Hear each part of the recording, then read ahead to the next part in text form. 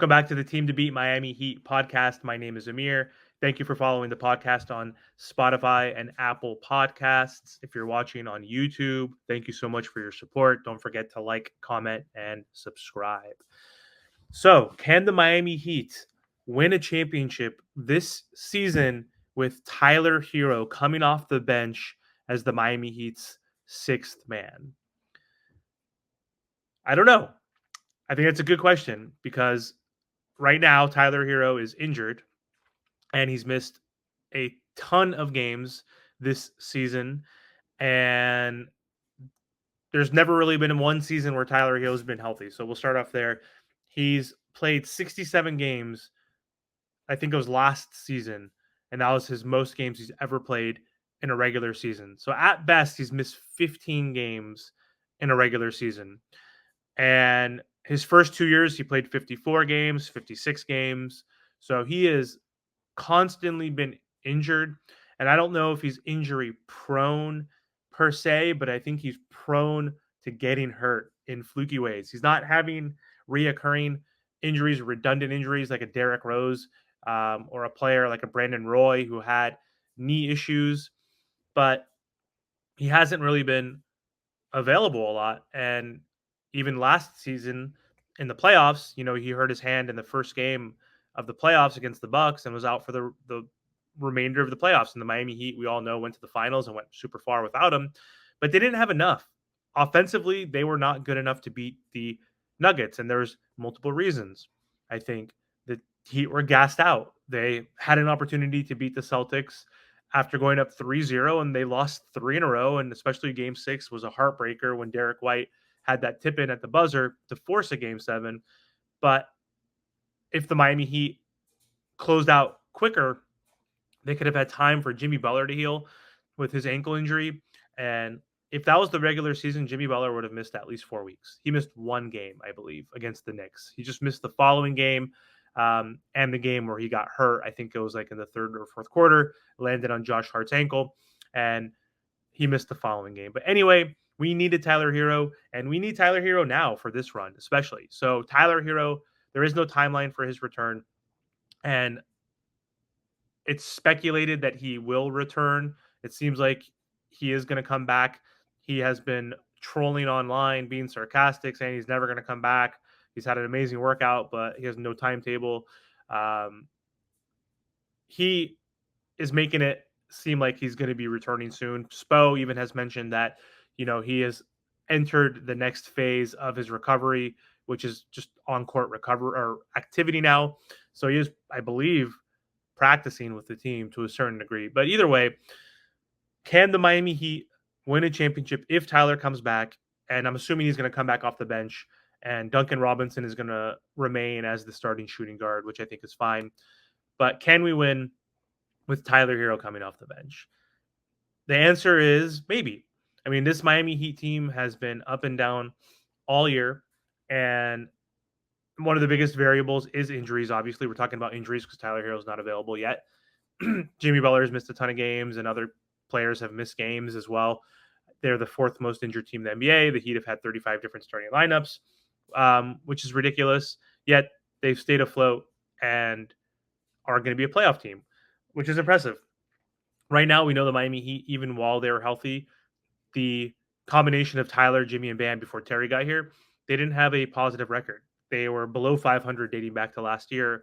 In like 37 games, they've won 31.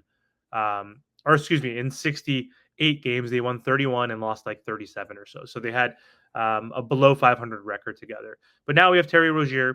Now we have Patty Mills. Now we have DeLon Wright. We've added some pieces.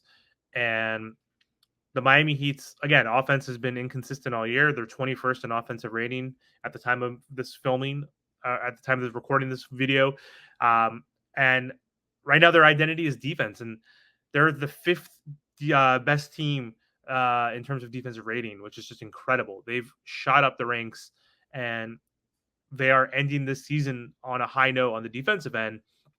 And the one area that we're lacking is offense, and that's where we need Tyler Herro. We need him as another 3-level scorer on this team, who is our second best 3-point shooter. He's been shooting really well from deep when he's been available this season.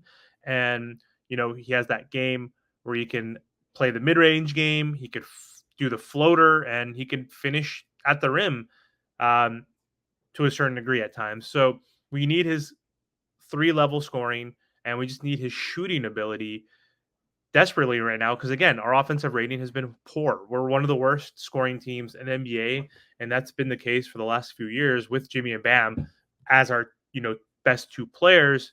They both average like 20 points per game, which is great, but they're not elite when it comes to scoring. They're better two-way players. Right now, the Heat are 27th in points per game at 109.9, which is pathetic. Really, really bad. But my question going back to the beginning of the videos, can we win if Tyler is our sixth man? My answer is maybe. Like it's possible. Anything's possible for sure. I don't want to doubt this team right now, but I'm not going to say they're going to win or they're favorites by any means. Boston Celtics, they're a juggernaut this season. They retooled. They added Drew Holiday. They added KP.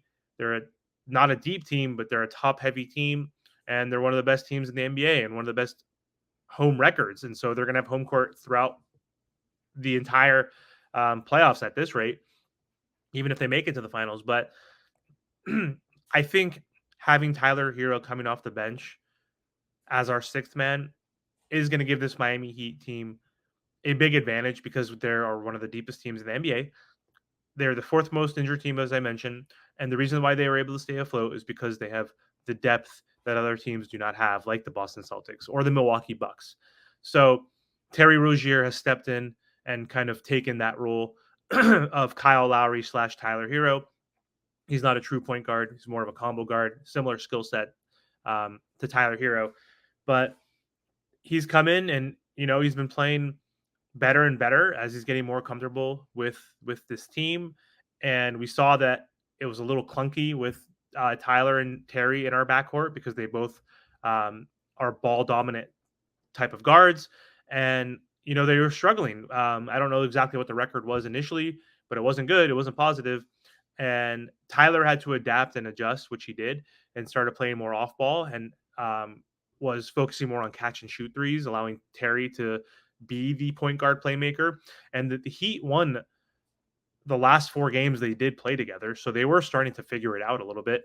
But either way, I was thinking that core of Jimmy, Bam, Tyler, and Terry wasn't going to be the most used lineup. I think they were going to have to stagger Tyler eventually so he can have the ball in his hands. Like we don't need him to be an off-ball player because we know he doesn't cut like a Jaime Jaquez Jr. or a Caleb Martin. He's not that type of off-ball player. He needs the ball in his hands. He likes to dribble. He likes to do the pull-up. He likes to do the pick and roll. So I think having him come off the bench, he's going to be that anchor, just like he was when he was the sixth man of the year. And he's going to be leading that second unit against second units from other teams. And he's going to have an advantage because we know Tyler Herro is a starter and should be a starter, but injuries have derailed that right now. So it is what it is. And with Tyler coming off the bench, he's going to be the primary ball handler. He's going to be our primary scorer. He's going to be our primary threat and option on offense.